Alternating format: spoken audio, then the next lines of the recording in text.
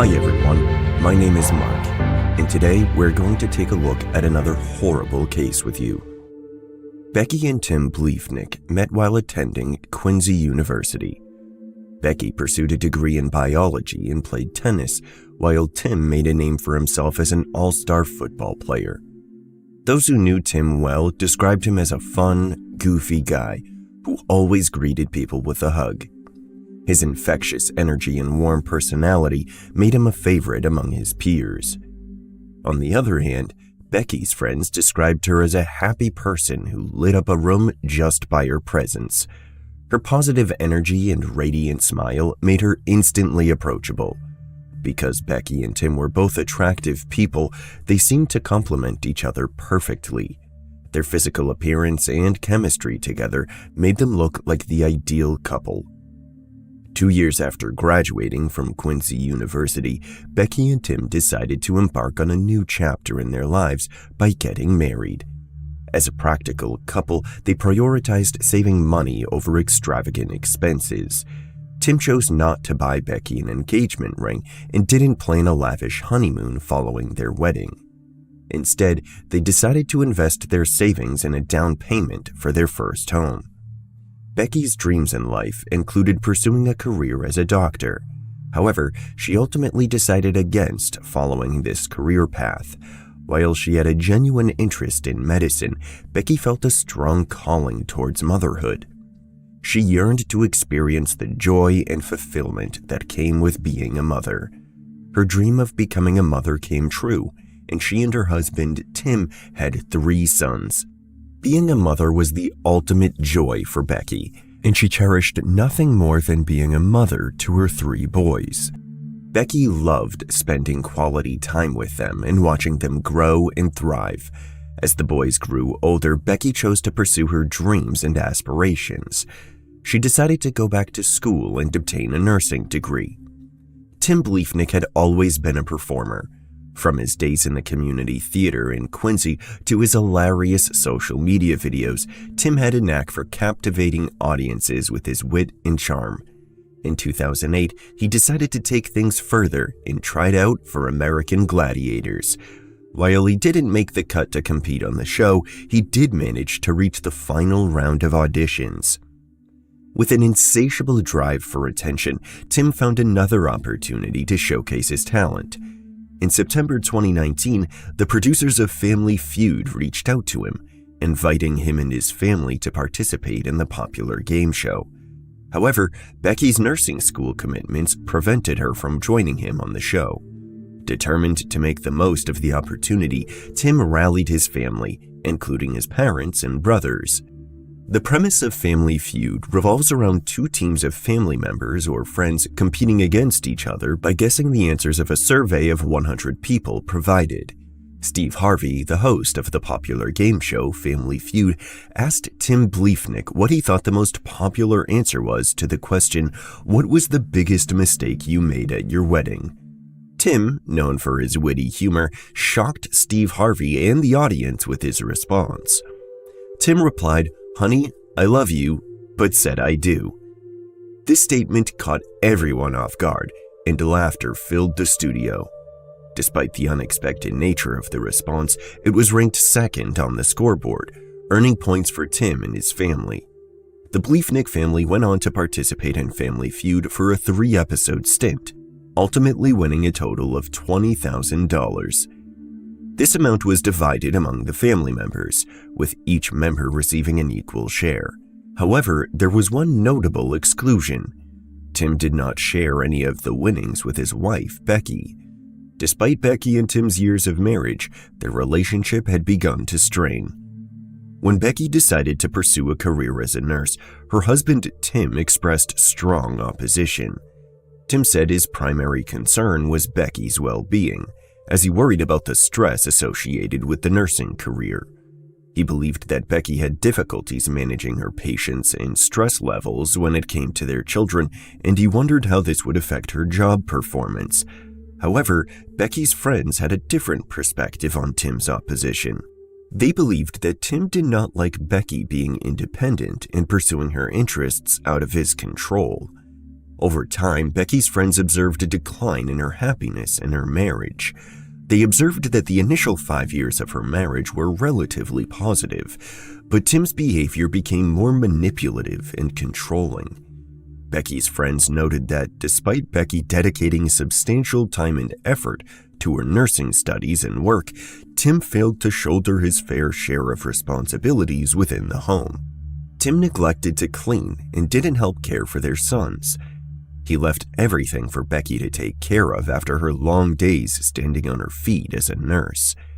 Becky, recognizing there was a strain in their marriage, felt the need to address it with Tim.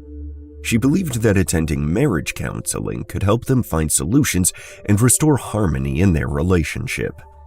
However, to her disappointment, Tim disagreed with attending counseling. Despite Becky's dedication to resolving the issues in their marriage, Tim had a different plan. In January 2021, after 11 years of marriage, Tim filed for divorce from Becky. This decision surprised Becky, as she had shown determination and commitment in trying to save their marriage. However, Tim's decision was clear-cut as he moved out of the family home and into a house across town. Tim said that the reason behind his decision was a change in Becky's personality after becoming a nurse. He believed that her profession had taken a toll on her, resulting in a noticeable alteration in her demeanor. This change in Becky's personality, according to Tim, had a negative impact on their marriage. The divorce between Tim and Becky proved contentious. Tim and Becky were unable to find common ground, and their communication deteriorated. Both parties fought over various issues, including child custody, property division, and alimony. At a certain point, Tim applied for an order of protection against Becky. In this request, Tim stated that Becky had been stalking and harassing him, and referenced an incident where Becky became combative during a verbal fight at a parent-teacher night conference at their son's school. As evidence, Tim produced a video that he had recorded on his phone, which depicted Becky pounding on the door of his car outside the school. However, Becky had a different perspective on the situation. She alleged that it was Tim who was engaging in the harassment. Becky shared her concerns with several of her friends through text messages. In these texts, she detailed various incidents where Tim had screamed in her face, shoved her in front of their sons, and even thrown things across the room. In a particularly distressing text to one friend, Becky expressed her belief that Tim had serious mental health problems and that he was becoming more vengeful and unpredictable. After one of Becky's coworkers was murdered by her partner, Becky became increasingly fearful for her safety. She began to believe that Tim, her partner, was capable of committing a similar act against her. As a result, Becky texted her sister, saying that if any harm were to befall her, Tim would be the number one person of interest. Becky's concerns were fueled by the fact that she feared that Tim would resort to drastic measures to separate her from her children. The text message left Becky's sister deeply concerned for Becky's well-being. She knew that Becky's fears were valid and that she needed to seek assistance. In an effort to protect Becky's life, her sister implored her to visit a domestic violence resource center. Eventually, Becky decided to file an order of protection against Tim. In her request, Becky claimed that Tim had entered her home without permission and had falsified their interactions. As a judge reviewed Tim and Becky's orders of protection, he determined not to grant either one. The judge ordered Tim and Becky to stay away from each other's homes except when they exchanged custody of their children. However, in February 2023, Tim called the Quincy Police Department and informed them that he would not be returning the gun to Becky. According to Tim, he didn't want to give the gun to that crazy bitch. On February 22, 2023, Becky and Tim's 3 sons, aged 12, 10, and 5, were spending the night with Tim at his home, 1 mile from where Becky was living. The divorce between Becky and Tim was set to be finalized in just 1 week. Tim reached out to Becky's father the following day, explaining that he had not been able to get in touch with Becky, and that Becky had failed to pick the boys up from school as she was supposed to. Knowing how dedicated Becky was as a mother, her father knew that something must have happened to prevent her from fulfilling her parental responsibilities. Prompted by his concern for Becky's well-being, Becky's father immediately drove to her house. Upon arriving, he made entry and walked around, shouting Becky's name. Hearing no response, he went up the stairs and entered Becky's bedroom. Inside the room, he noticed something disturbing. Becky was lying face up in a pool of blood, covered in gunshot wounds. Detectives and crime scene investigators arrived at Becky's house after her father discovered her bloody and lifeless body face up in the bathroom. Upon their arrival, the investigators began their investigation by carefully examining the outside of Becky's home. After a thorough search, they identified that the suspected perpetrator gained entry by prying open an upstairs window in one of the children's bedrooms. This discovery led them to believe that the suspect utilized a patio chair to facilitate their entry into the house and climb up to the roof. Investigators followed the path they believed the suspect had taken. They walked towards Becky's bedroom, where the door appeared violently kicked down or broken. The broken state of the bedroom door indicated to the investigators that the suspect had forcibly entered the room, most likely searching for Becky. Evidence suggested that Becky had attempted to barricade herself in the bathroom, but the suspect had followed her and caught up to her. However, the suspect followed her and caught up to her, ultimately shooting her inside the bathroom. The investigators, while conducting their search around the bathroom where Becky's body was found, stumbled upon her cell phone.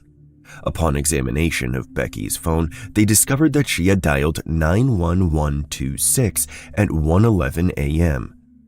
This discovery led the investigators to form a theory about what had happened that night. They believed that as the suspect was chasing her through the house, she desperately tried to call for help but mistakenly dialed the wrong number. Before Becky had a chance to try to call 911 again, the investigators thought the suspect knocked the phone out of her hand. Because the misdialed call occurred at 1:11 a.m., investigators believed that Becky was likely killed around that time. However, when officers canvassed Becky's neighborhood, no one recalled hearing any noises around that time. The lack of witnesses raised suspicions among the investigators, as Becky had suffered multiple gunshot wounds, making it unlikely for someone not to have heard something. As investigators conducted a thorough search of Becky's house, it quickly became apparent that her murder was not the result of a botched burglary, since nothing was missing. Despite the absence of any stolen items, the perpetrator left a significant amount of evidence behind. One notable discovery was a partial shoe print discovered near the spot where the suspect entered the premises. The shoe print could help identify the make and model of the footwear worn by the suspect and provide details about the size and shape of their feet. Furthermore, the investigators stumbled upon 8 9mm shell casings at the scene. Additionally, the investigators noticed small pieces of shredded plastic scattered across the floor near Becky's body. With all these pieces of evidence collected, the investigators were uncertain what to make of their findings. Therefore, they decided to send the collected evidence to forensic laboratories for analysis. Detectives wanted to find out if any of Becky's neighbors had security cameras outside their homes. One neighbor in particular had installed a camera on the side of their house after their car had been broken into 1 year earlier. This camera was directed towards the neighbor's driveway, which shared a boundary with Becky's home. The camera's function was to turn on and alert the neighbors whenever movement was detected. Unfortunately, on the night of Becky's death, the camera was unable to record anything significant. However, further investigation revealed that the camera had captured something unusual the previous day. At 1:05 a.m., the day before Becky was killed, the camera captured a person walking down the driveway toward the back of Becky's house. Approximately 48 minutes later, the same individual was observed walking in the opposite direction. Becky's neighbor's camera had also recorded a similar incident about a week earlier on February 14th. After Becky's neighbors noticed a dark-clad figure lurking around her house on their security camera footage on Valentine's Day, they wasted no time in informing her. The neighbors said she became paranoid once they informed Becky about the mysterious figure. Although Becky told her neighbors she didn't see anyone on her property, she heard voices in her backyard the night before, which scared her. Because of the security camera footage from Becky's neighbor, officers searched the rest of the neighborhood to find more footage showing this dark-clad, mysterious person. Officers found videos from a house and the Quincy bus barn, and that footage showed a person on a bike dressed in dark clothing riding toward Becky's house. These videos showed a person riding a bike dressed in dark clothing, consistent with the description of the mysterious person seen in the driveway footage. After detectives had analyzed the recorded times of the videos, they began to suspect that the person seen on the bike was the same person seen in the footage from Becky's driveway. Although Becky's neighbor's security camera did not capture any footage of the mysterious person on the night of her murder, officers stumbled upon footage of a person on a bike riding in the direction of Becky's house right before and after the incident. The person in this footage matched the description of the person seen lurking in Becky's driveway in the days prior to her murder. Even though the video evidence proved to be helpful in the investigation into Becky's murder, it did not provide a significant amount of information due to the poor quality of the footage. The detectives were unable to identify the person depicted in the video, as the image was grainy and made it difficult to determine if this person was male or female. However, one noticeable aspect of the video that stood out to the detectives was the bike the individual was riding. They observed that it did not appear to have reflectors on the wheels. When Becky's sister heard that she was murdered, only one person came to mind as a suspect: Becky's estranged husband, Tim Bleefnick. Becky's sister, who had a first-hand account of the contentious divorce between Becky and Tim, shared this information with the detectives working on her sister's case. With this information, the detectives began to consider Tim as a suspect in Becky's murder. The timing was especially significant, as Becky's murder occurred 1 week before they were supposed to finalize their divorce. As the investigation into Becky's murder continued, investigators made a crucial discovery: a bike lacking reflectors on its wheels, which matched the one seen on the security camera footage only a block away from Tim Bleefnick's house. This discovery intensified the suspicion surrounding Tim, prompting the detectives to obtain a search warrant for his residence. When the police executed the search warrant, Tim was compliant and respectful throughout the search. He willingly stood outside his home, accompanied by the officers, as investigators looked through his belongings. On March 13, 2023, 2 weeks after Becky was murdered, Tim was arrested and charged with her murder. After Tim was arrested, his mugshot became public, and his appearance shocked Becky's family and friends. What they saw in the mugshot was a far cry from the clean-cut man they once knew. Instead, they saw a disheveled, unkempt person who appeared in poor physical condition.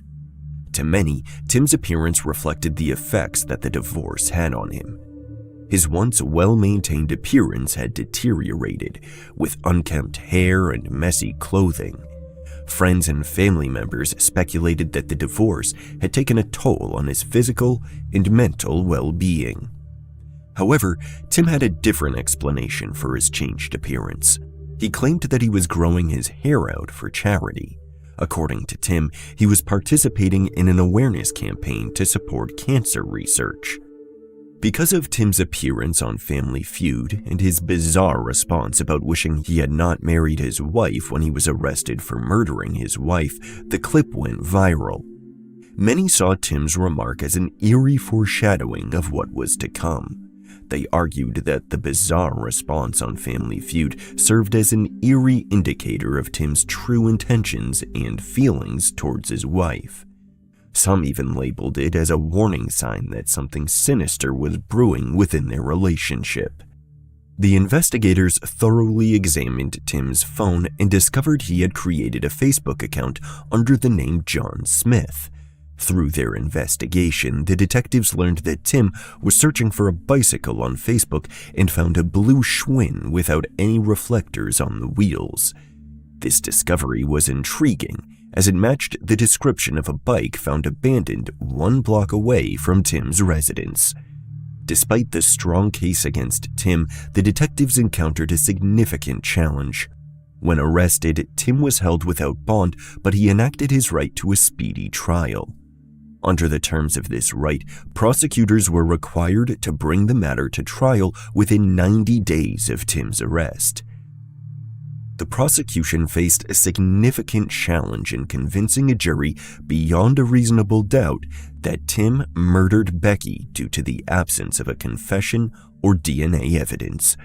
Juries typically look for these 2 key elements in criminal cases. In this case, the state lacked both. In order to successfully prosecute Tim for his wife's murder, the prosecution had a daunting task ahead.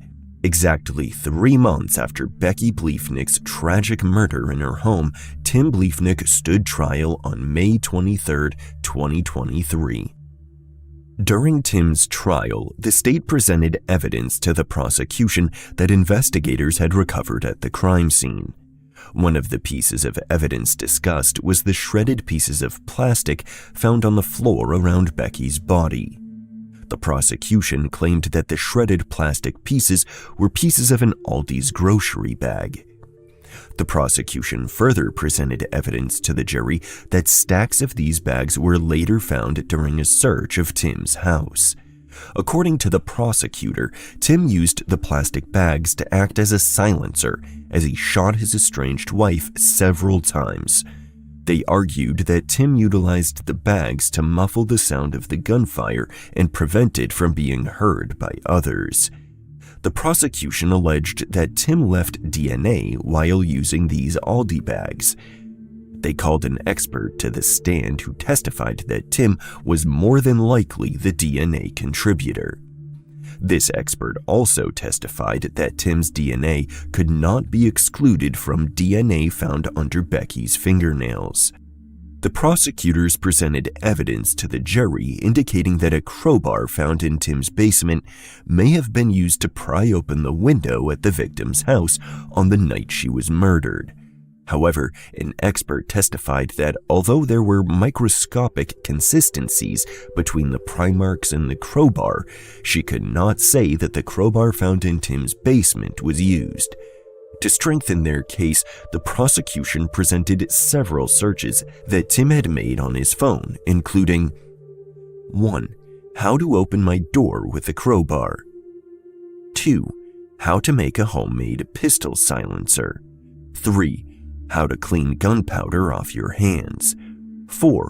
Average police response time in Quincy. The prosecution called an expert to the witness stand who testified that she compared the shell casings found at the crime scene to shell casings investigators found when they searched Tim's house and determined that 27 of those casings from Tim's home had been fired from the same 9mm weapon used to murder Becky. However, when investigators searched Tim's house, they never found Becky's 9mm gun, which he had refused to turn over to her. Tim later stated that he had not seen that weapon in months before Becky was murdered. When the defense had the opportunity to call witnesses, they opted not to do so. After the 6-day trial ended, the jury deliberated for 4 hours before returning a guilty verdict. As a result, Tim was sentenced to life in prison without the possibility of parole.